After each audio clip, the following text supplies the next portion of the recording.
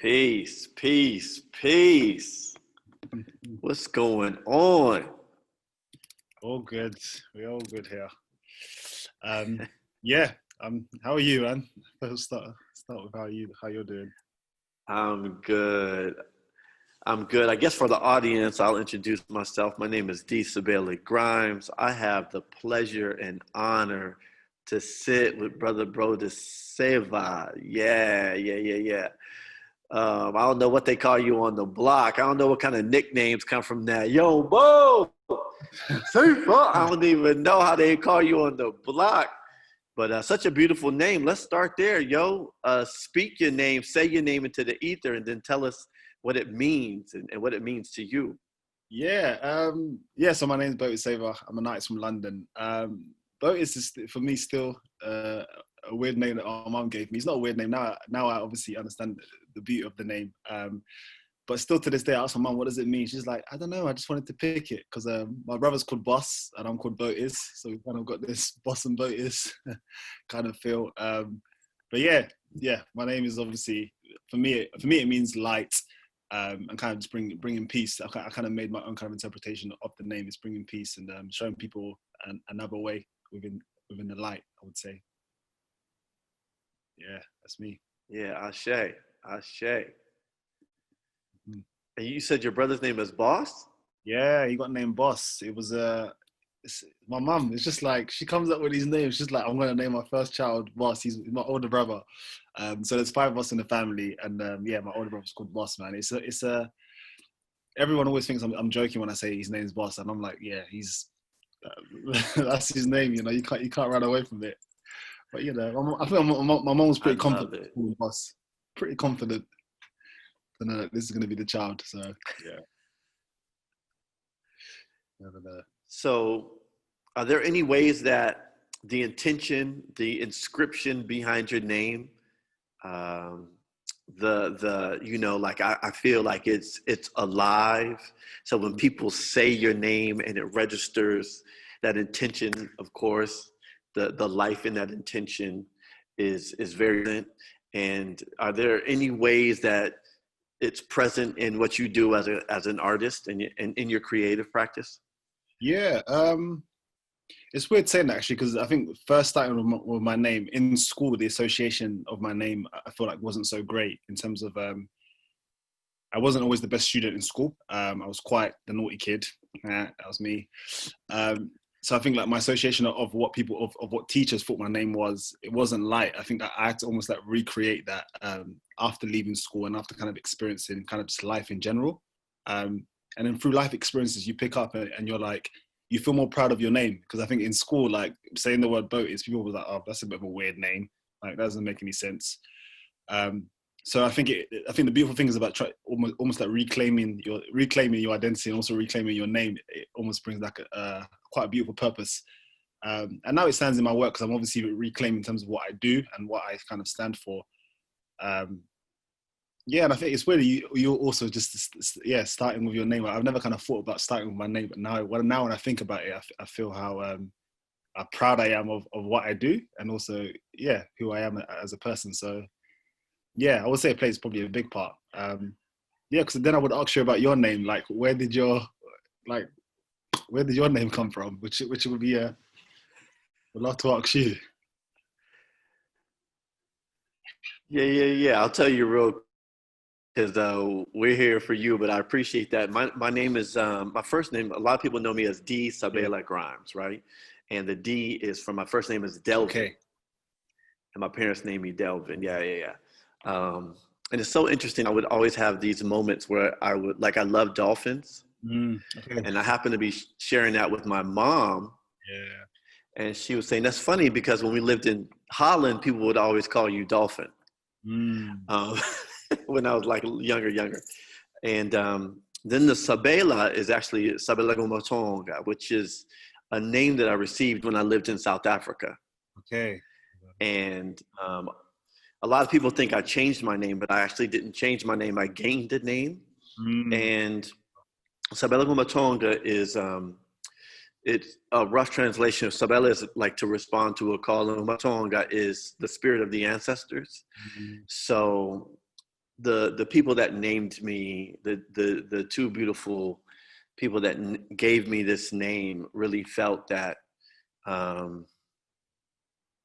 yeah, just my presence in South Africa, in my activities, weren't necessarily just my own sort of thinking. There was a different sort of calling that brought me back to South Africa, and yeah, I had to sit in that for a while and go, okay, yeah.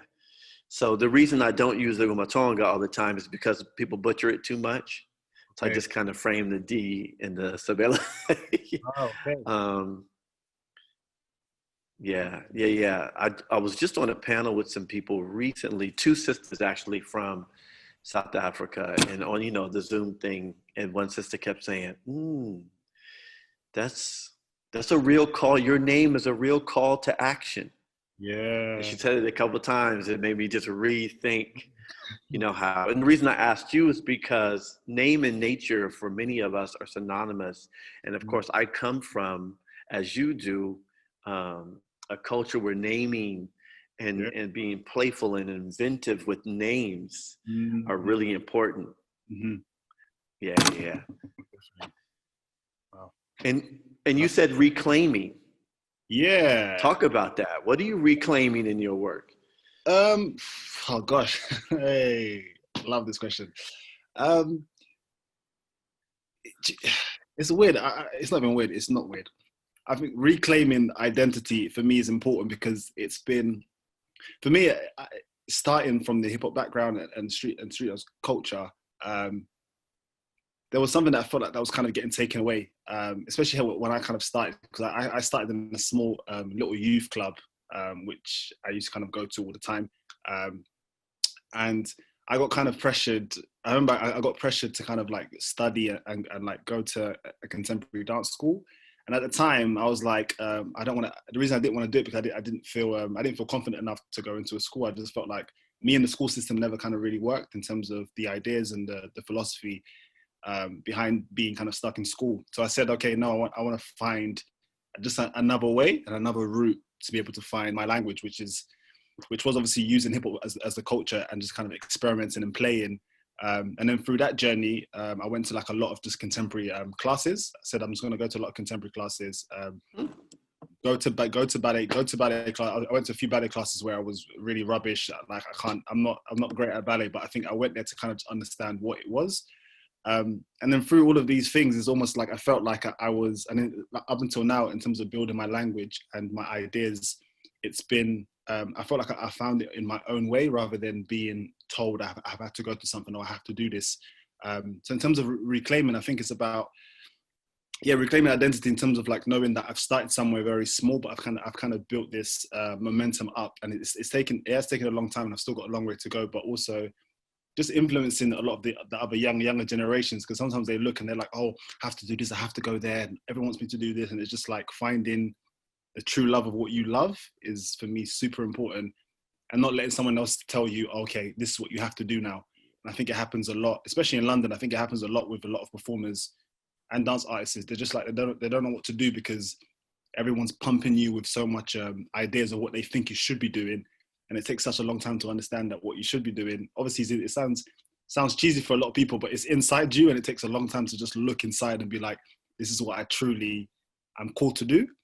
And for me, I feel like I am. I'm called to bring peace, but also within the peace is speak about corruption and speak about power in terms of the world that we're living in now. And those things are important to talk about because as artists, it's the best tool. Yeah, I would say that's kind of my probably starting point for everything. So yeah, definitely. Yeah, so I'm hearing I'm hearing that autonomy and agency and voice are valuable to you. Yeah, definitely. I think having Right? having a voice is it's hard. It's hard enough to find your voice within the times that we're living in now. Also, just to recognize that voice and not to be scared of it, because there's certain things that I feel like sometimes we're called to do certain things. You know, like I could be sleeping and I have this dream, and it's a calling for me to make this piece. And I feel like sometimes I'm making a piece because I'm being called Spiritually, for me, I always use God as an example. Spiritually, I'm called to do something, and it's not just I'm doing it randomly. I'm doing it because this is time to speak about something. So I think voice for me is, and also listening to what is some people listen to different voices, and some voices may not be the right thing to listen to. But yeah, for me, calling is a big thing that plays a part in my work and just in general as a person. So yeah, definitely calling. I'm curious about how like the relationship between your ideas and how ideas are generated through your training and your practice. So I hear you talking about going to I think you said the youth center or the youth Yeah, club or what have you, right?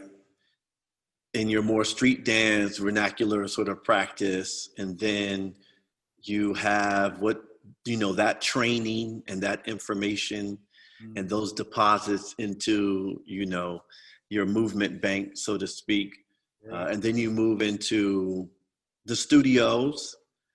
I'm imagining to practice the ballet or the contemporary. Yeah. And so you're bringing that information with you from, I'm imagining you're bringing that information into that space, right? definitely. And then in your body, you're going, okay, Trying to figure it out. where's the relationship with these things? Yeah. And how does that show up in what you're doing, like in your work? Yeah, it's I love how you said that in terms of like you're bringing, because yeah, I feel like we're naturally always bringing this stuff with us, which is so valuable. Um, I think for me, it's probably it's still to this day now. Like there's some things in my body that just don't work, and I'm just like, this is just, yeah, I don't know what I'm doing. I'm literally trying to make this up, because at the same time, sometimes you can't see the examples of. There's obviously amazing examples out there, but sometimes I try to just keep my kind of head down and just see what my body can be doing. But in terms of how it translates into the work, is also I would say also the dancers play a big part to that, because they also bring in these kind of new experiences that I've kind of never experienced. I've seen but not experienced properly. So it feels like it's always constant play. Like I'm in the studio, always like constantly playing with my body, like watching stuff, playing with my arms, trying to basically embed these kind of different details of what I've seen and what I also like. And sometimes, to be honest, it never comes across in the work, because it's not. Maybe sometimes I feel like I'm trying too hard. I'm like, you're trying to mix too much. It's like just do, because when someone says just do you, I'm like, yeah, but I am doing me, and then I think those kind of those like questions kind of like take you in a different way of like who is, you know who you are, but you're just like, what do I actually do as movement? And it's weird that sometimes explaining what your movement is. But now it's a thing of, I know, like I'm basically I'm in a lab experimenting, and that's what I do. So it's at the moment now I still feel like I'm on this journey where I found something, and it's okay, but now I feel like I want to take it to somewhere else and keep kind of experimenting, because I think every work that I make, or also the company make, will be different, and yeah, it's about experimenting. Basically, I'm in that kind of experimental place at the moment where I feel like I'm just nibbling little things and taking things in different places. So it's fun. I think it's a fun thing though. It's quite exciting for me to be doing. Definitely. So you're living in your practice, and there's all of these ideas, and I love to hear you talk about play. Yeah, now I'm curious, how do you bring people in the room with you? How do you bring people to the sandbox, to the playground? Like, how do you make those choices? Yeah, the play is, especially working with performers, like I always tell performers, you need to strip away. And when I mean strip away, I don't mean physically stripping away. I mean, we have to take off our there's just loads of layers that even me, I have loads of layers that I bombard into the studio. So when I'm walking into the studio doing stuff, it's not just Botis in the space. It's like, because a lot of the work also, I touch base on a lot of trauma, and those traumas sometimes don't go away. They're just things that are kind of there and I have to deal with at the time. So yeah, when I'm kind of going into a state of play, I have to try and figure out, just one, how do I even get there? And one of my first instincts is always about trying to be a child. So it's like I just play loads of games. I muck around. Sometimes I'm in the studio, someone can walk in and think I'm just joking around. But what I'm trying to do is trying to get to this stage of just like, free again. Free as in like when you see a child running around in the park, you see how happy they are. They're just like, oh, I don't care. I'm going to do this and do that. And I think that's probably one of my first starting points. And also for performers, it's like, I play a lot with like text. Sometimes I start with like really like basic drama exercises that sound stupid to people, but they're kind of very, I start with the bare minimum of like, okay, it's a cliche story. Let's do this story and just muck about with it and change it into all these different things. So yeah, play for me feels like I'm just going into the space and yeah, removing my layers, removing the dancer's layers, and us finding a space where we can freely just speak about anything. Yeah, and just explore. Like exploring is something that I feel like sometimes I feel like I've lost. You know, like just as a kid, you know, yeah, playing with toys. I used to love doing that. Now I don't do it, and I'm like, I want to play with toys again. So yeah, play is interesting, I would say. So with your permission, bring us into the space. Give us an idea of a text that you would use. Oh gosh. What text would I use? Under pressure here. Yeah. That's actually, forgive me, a good pressure. That's a nice one. What text would I use? What? Now I'm trying to think of my last creation process. What did I use? Yeah, so like, for example, okay, I'll give Shakespeare as an example. Like, I always try to use Shakespeare because I feel like I always try to find like another way to express Shakespeare. Because when I read Shakespeare, sometimes I don't always relate to what Shakespeare says. So I think with Shakespeare, we'll use it and then we'll just kind of put like a very simple tool. We'll put like a very simple twist on Shakespeare and be like, okay, we'll base it in Africa.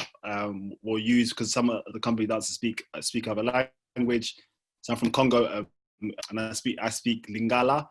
So we'll be like, okay, can we like rearrange this and using Lingala, or can we use French? But it's almost like playing with Shakespeare's language and trying to find another way to not speak like Shakespeare and just kind of like, strip away what Shakespeare was thinking and find it in our kind of own language, also in our own culture.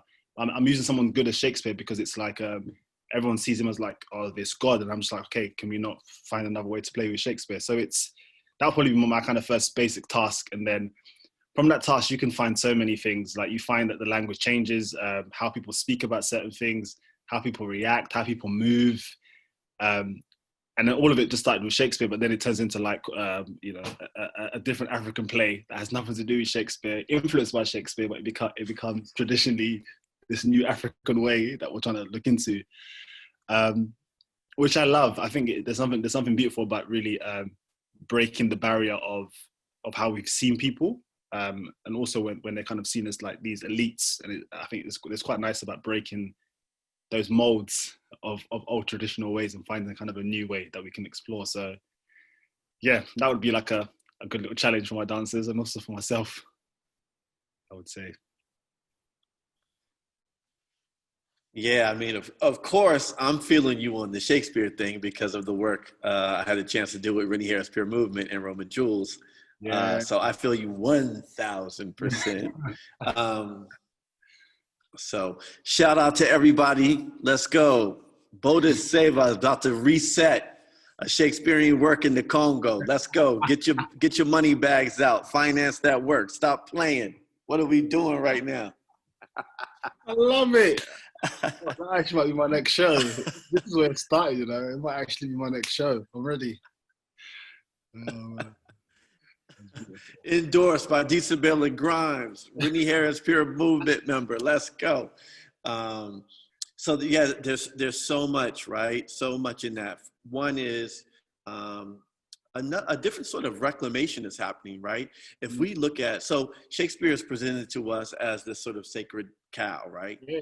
And then there's like the work, right? Then there's the histories and the context around that work is where all the juiciness is, not for us to kind of parrot what other people say and for us to pretend to have some sense of high culture sensibilities. And the only reason I'm saying this is because I studied English literature when I was in college. So that's one of my ways into working with peer movement. Yeah. And it also speaks to how generative these stories are. Mm. right? So a lot of people think they know Shakespeare, but really what they really know is the stories, Yeah. which isn't just to Shakespeare, right? And so once we really, like, as you say, peel back the layers and we think about the stories, Yeah. we can see that you, like Shakespeare, are dealing with play and Mm. trauma. And you follow me right now, yo? So it makes sense to me that you would bring in a Shakespearean text. Yeah. And it makes sense to me that you would set it in the Congo, right? Yeah. Um, Wow. and, but I want you just to speak about putting these two things, just for those folks that are going to get a chance to tune into this, Mm. play and trauma. What's happening here? Playing trauma, gosh. Oh yeah. Playing trauma is interesting because trauma obviously comes in so many different layers. But to be fair, playing it's weird to speak about my personal some of my traumas. Through even just the last process, I think the idea of playing trauma became this kind of battle, became more kind of a battlefield in a sense where it was. I didn't want to step into play because like some of the stuff that I was talking about, some of the stuff that I saw, didn't feel like it was playing. It felt like it was just kind of basically fighting me. And it's weird because I feel like I haven't really been in that space yet, which I think I'll probably will explore in the next process of what it means to use play and trauma. Because I'm kind of to be honest, I'm kind of a scared person when it comes to like anything with trauma, and I think about it straight away.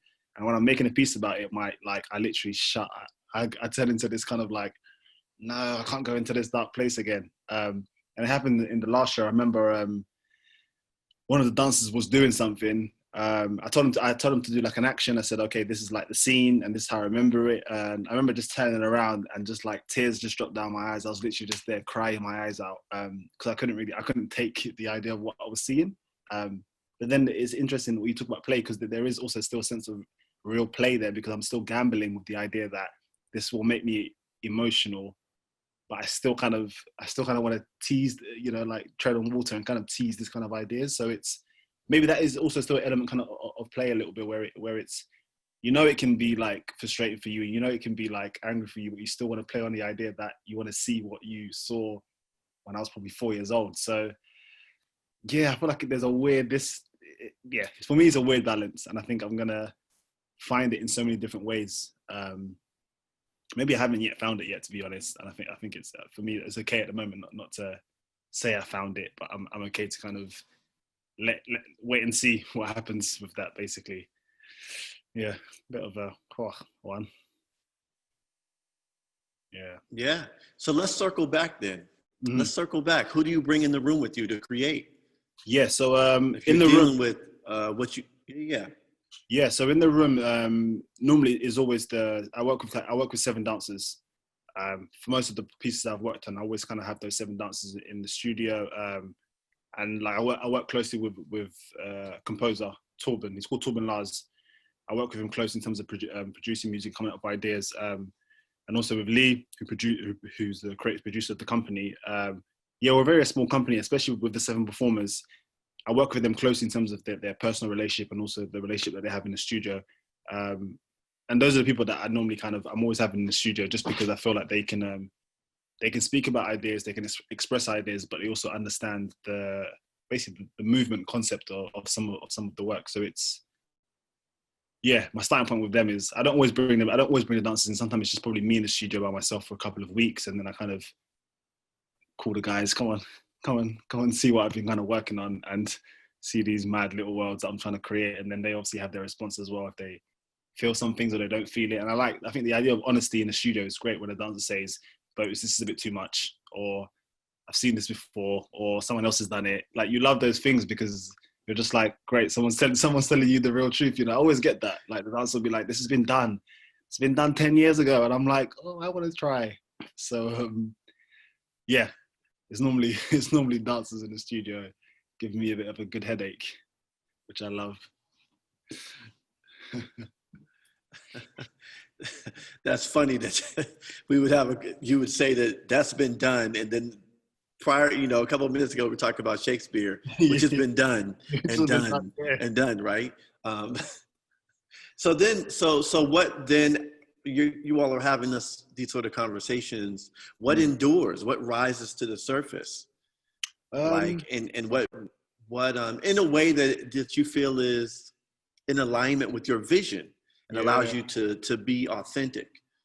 Yeah, I think it's really short stories from performance sometimes, and it's I remember for the last project that we did, it was I remember I kind of just done this gathering around a circle, and I kind of asked dancers of what they were feeling and ideas. And one of the dancers was speaking about how he lost his mum quite young, and he kind of vividly remembered all of those images, and that sparked that little. It's not a little thing to be like, okay, it's a big thing, but it was like a little seed. That little seed sparked the whole kind of like creation of like what I was going to make. And whether I knew it or not, when I started kind of making stuff, I started realizing when I finished the piece, I realized the story that I was actually telling was of one of the dancers in the company. It was basically kind of his short story of just kind of like someone passing away so young and remembering seeing all of these images. That for me, it's just I think having those honest conversations in the studio allows you to kind of start to kind of think about how an idea can be explored, or how you can look at it.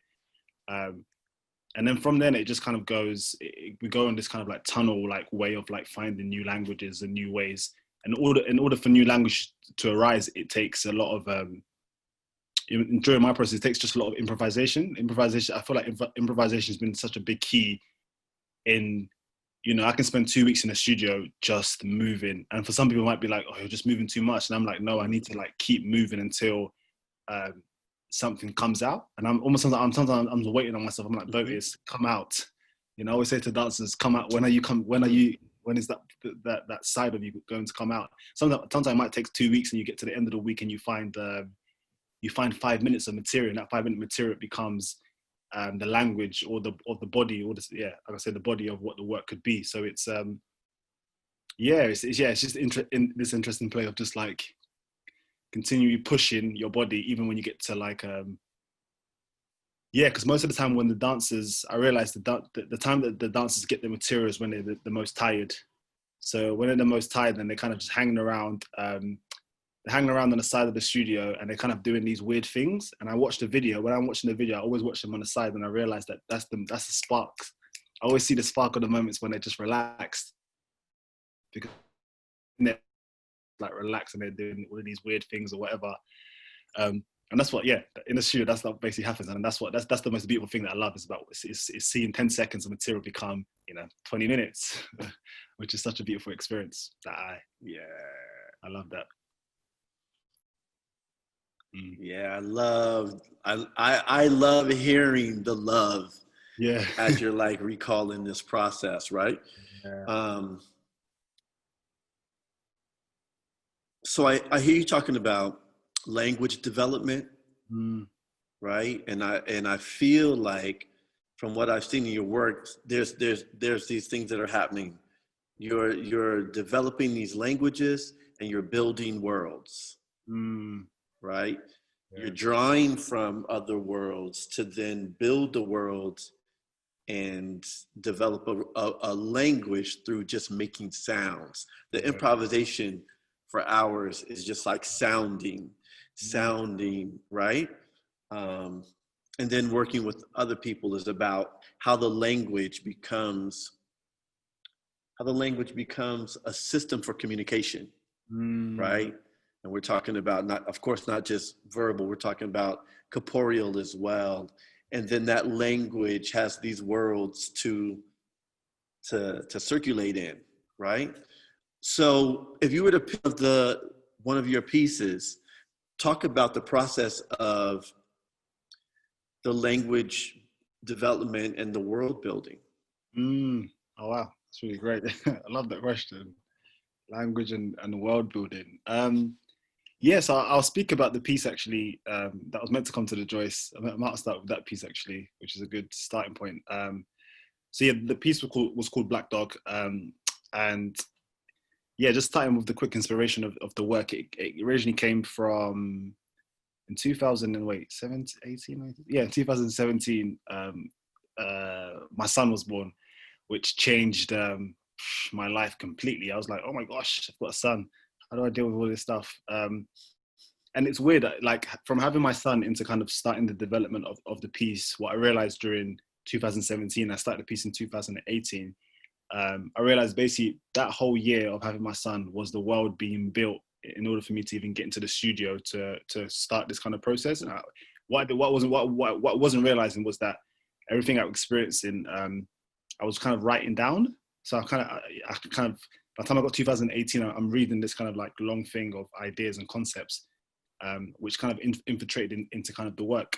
So in terms of the world being built for that piece, I felt like the world was almost already there, because I was speaking on kind of an I was speaking basically about something that's kind of already happened, and then delving into the world. So, but then in terms of language for the work, it's, how can I explain it? Yeah, it developed through concepts that I was kind of dealing with. So the first thing I was kind of looking at was the idea of depression, or kind of sitting in the middle between the idea of feeling down, not just feeling down, but feeling like you're just kind of completely fed up with the world, and not sitting right with it. And feeling like your value or your worth has become, because even, having a child, sometimes you lose you a little bit in terms of like, you're like, I just wish I had my old, and I had to be honest with myself. I just said, one day I said, I just wish I had my old life back. Like, I wish I was just kind of not responsible for this little creation that's come into the world. And those kind of concepts and ideas of like identity, of just being lost, of just like, being selfish, all of those things as concepts started to kind of spiral into control. And I felt, sometimes I felt like I was in prison. I was like, am I in prison? I feel like I'm in my body, my mind. I feel like I'm in prison. And a lot of the work towards the beginning, you see quite a lot of confinement. And a lot of like this stuff I naturally kind of do, or if I'm like angry or anxious, I'll do this stuff. And then this kind of naturally started developing within language of movement. I started to feel like this was something that I would do, or my head would move like this, and I would just think, oh crap, no. And all of these, like, so I felt, I remember just being in the studio recording myself, kind of just doing kind of like a couple of movements. And then the language was kind of built through the words. And then I just spent kind of just a lot of time moving in those feelings of what I felt like. It's weird talking about kind of how I built that language, because when I look at it now, I do know, but in a way, I'm just like, I felt like I just took a long time moving and then trying to understand what. It's a big question, actually. Such a good question. In that process, because now I'm thinking how I use the world into the language. It's such a weird thing to think about now, because I never think about it. I would say, using those words and concepts allowed me to play with movement, and then somehow it went into this kind of world of what I was kind of dealing with. So I know that doesn't answer all of it. I probably still need to think a lot more about it. So oh gosh, such a good question. Yeah, I mean, well, there's so much that just came out of that when you introduce your son into the picture. Yeah. Now I'm going, oh, okay. So 15 minutes ago, he was talking about play and why he doesn't play with toys anymore. So you were fortunate to have this young guru in your life that's reteaching you world building, because that's what young children do, right? Yeah. So you're privileged in that way. Yeah. That you can bear witness, right? That's beautiful, yo. That's beautiful.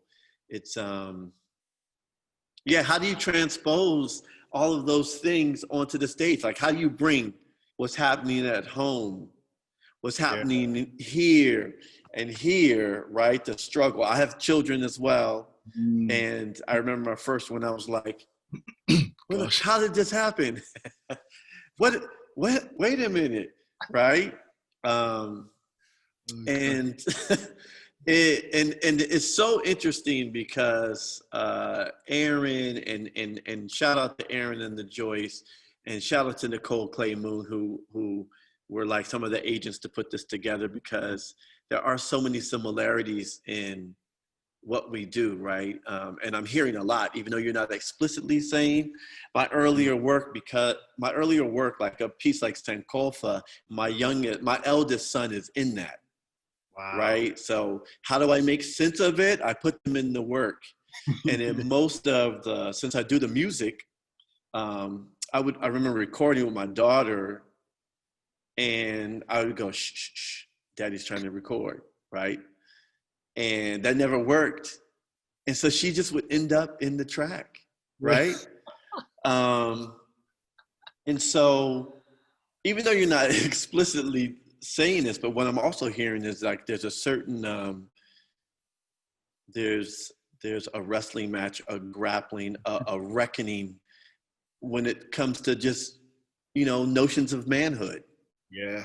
Yeah. And I would be more specific to say Black manhood, because I think that fatherhood and Black manhood are under scrutiny and attacked in a very specific way, right? Globally. Yeah. And so I think sometimes that's part of why we wrestle with these things. Would you agree?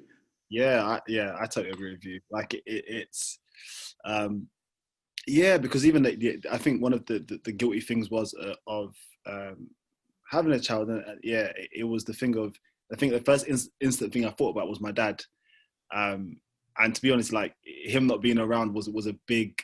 It's a for a lot of people, they're like, oh, I don't understand this, but the idea that goes in your head about the idea of not having a father figure there, you get worried and scared that you're going to cause damage. And those things, yeah, I was constantly battling with those things, and still I battle with it today, because I see my son, and I'm sitting with him, and I'm like, I wish my dad could have done this, and it gets to a point where you feel there's joy in me in terms of like seeing my son grow, and watching him grow, but there's like this kind of sadness that sits in you and being like, I wish my dad could have just done this. Like I just so wish it. And I said to my partner last time, I was just like, I miss my dad. I've never really like met him properly, and it's just like, but it's the kind of you always kind of say to yourself, I don't want to be like this. I don't want to be like my dad. But for me, there was almost nothing to compare, because he not being around is just like, oh, he just wasn't there. So yeah, it's just it's just stuff that, and even what you said about how do you bring these concepts into the studio. I think for me, it's still taking kind of a long time to really address properly what I feel. I think I'm on kind of the surface of like, this is how I'm thinking, but to express how I truly feel becomes, for me, outrage. It becomes like, like all the time, and I think I'm just trying to find that balance of how I address those situations, so it doesn't just become it's just not me venting and ranting, because what I'm ranting and speaking about has valid point. But sometimes I want to do it. I just want to find another way to articulate how I feel. And I do some works that I do. I really go out. I'm just like the film I kind of made during lockdown called Can't Kill Us All. I said, forget this, screw this. I'm going to do this the way I'm doing it, because I'm tired of people telling me that, oh, you can't allow your emotions to speak. And I feel like sometimes we do. You get a lot of people that said, oh, you can't speak. That's too, that no one wants to hear that. And I'm like, no, people need to hear this, because I know someone else is dealing with it. So yeah, it just feels like, I feel like I'm just learning so much about how I balance what I do in my family life, and also when I go into the studio, it's trying to, I would say, separate, because I'm not great at, like, if I have a bad day in the studio, I'm coming home and it's just like everything, it's like a bad night, and I'm trying not to do that. I'm just trying to be like, okay, what I've left in the studio, I leave it there. And I'm learning to do that, because sometimes I say to my partner, maybe I just need an extra hour in the studio, just for me to just like close my eyes, just to go, woof, let it go home, and not argue with your partner, because it just gets a bit like, you know. I know everyone's probably been there, where you're just constantly arguing, and it's, I hate being in that position, because it's just, everything just becomes all muddled up in your head. So yeah. Yeah, that opens up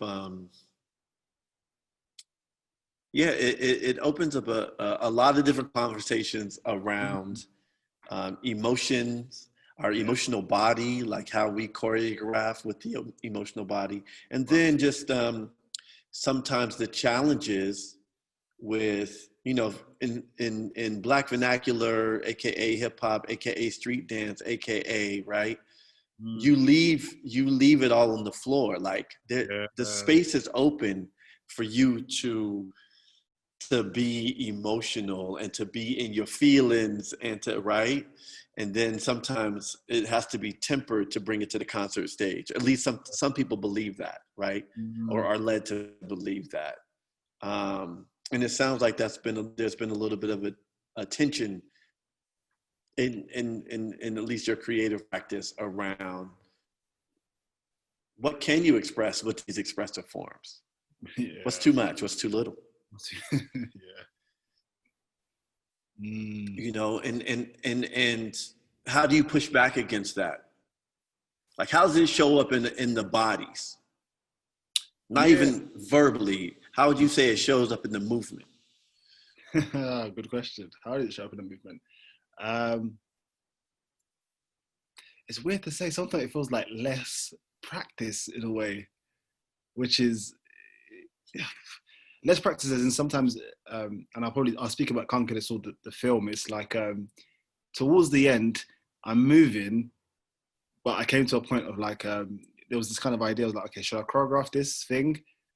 And I couldn't choreograph it. I just couldn't. I couldn't put myself down to choreographing what I really felt in my body. So it was a thing of, again, it went back to kind of improvisation, but I kind of gave myself at least three stimuluses of like things that I thought about, and then within those feelings, I was like, how would my body move in this way? I know obviously, if I said, okay, how would I get aggressive? This is how I would get aggressive if I wanted to like punch or do something to someone. Not that I would, but like I started kind of feeling about like grappling, feeling of holding something, of what the fist kind of means to me, in probably past trauma, but also just in like realistic life now. And that's, I think it started to draw back just to kind of like normal gestural stuff. And gestural stuff was like me naturally doing this for me turn into like it completely going fast and just kind of moving. So it's, I think how it gets into the body for me, it feels like it's just kind of a gestural. It starts off gestural and then it kind of basically builds. Basically, if we're kind of to say, but yeah, gestural into kind of building into those words, into those three trigger words, into just letting loose and saying, I'm going for this, even if it hurts. You know, some movements that you do, you feel like your body's just like, I should have done that movement. It hurts, and that's when I'm like, yeah. That's when I'm like, yeah. That felt, it hurt, but it felt like the realest time of me doing it. So it's, yeah, it's probably a good one. Once the body hurts, you know if it's too much or not. I definitely know I that feeling. love it. I love it. Yo, the audience, please, we get nuggets. This brother is just like spilling. The tap is open. I appreciate it. Let's close out with one question. Mm-hmm. Yeah. Yeah. Um, Given everything that's been shared, right? I want you just to take a moment. Now I'm really being selfish and I'm imposing this on you. I'm bringing you into one of my pieces called Electrogenius. Let's go. Yeah. Um, where does, or does, let me start there. And before you say anything verbally, I want you, first of all, just to think about joy, just to think about joy. Mm-hmm. And I want you to just feel, locate those places in your body that that joy is swirling. Yes.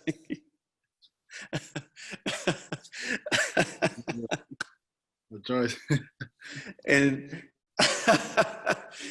and now just share with the audience, yeah, how joy is a part of your creative practice and how your creative practice, it sounds like to me, is a part of your life practice.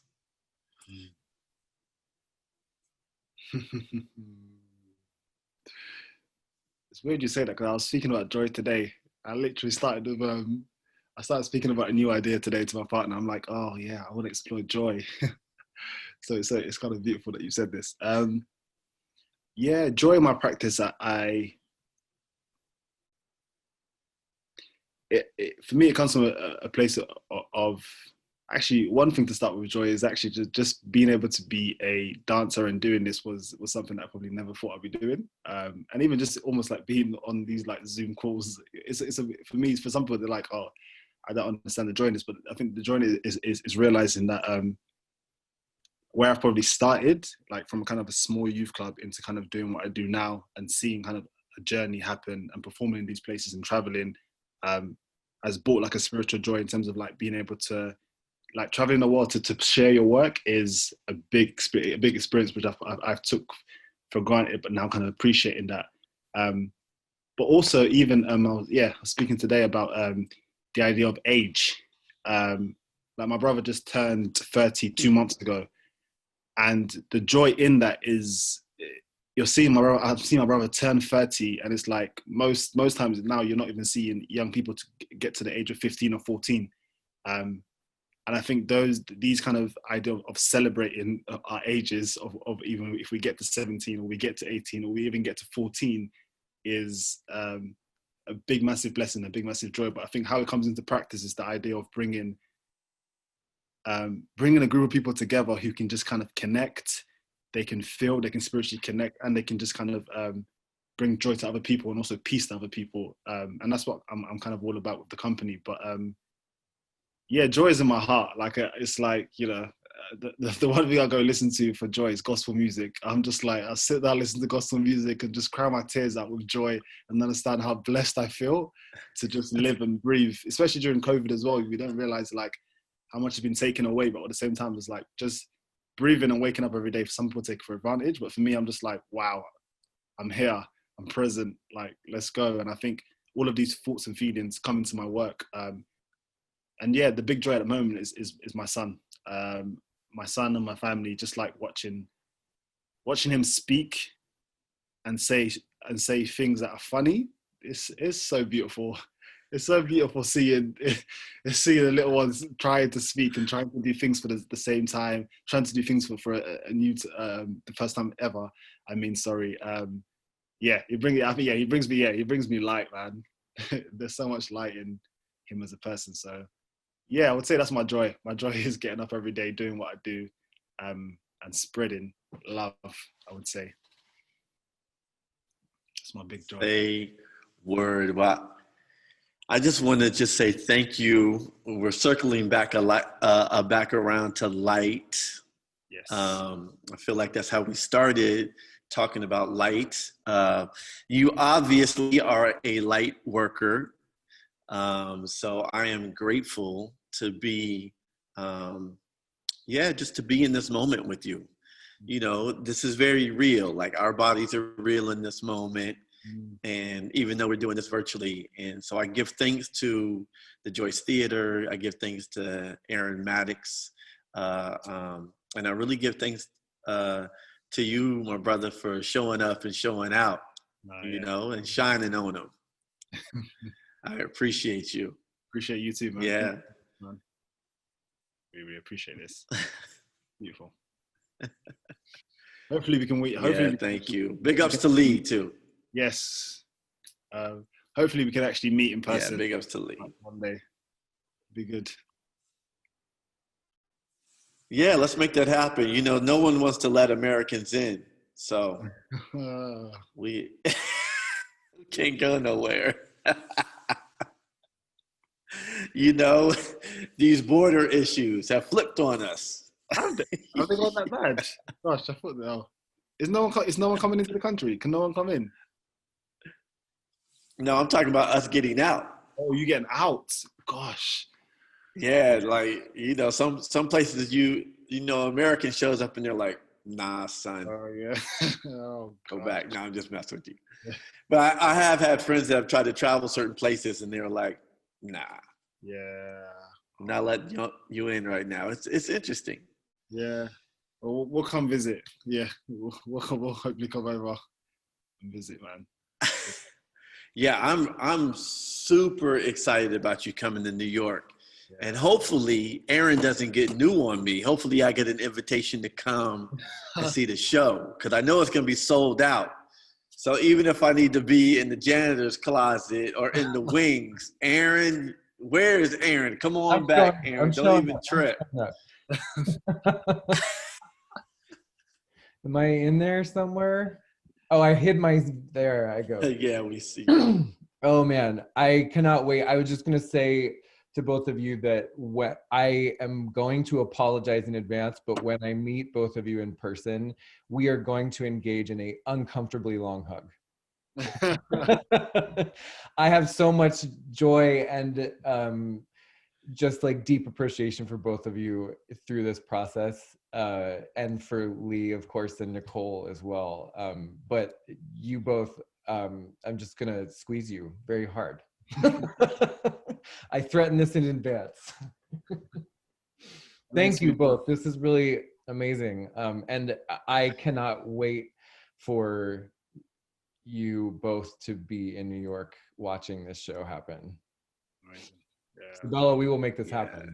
Yes. Yeah.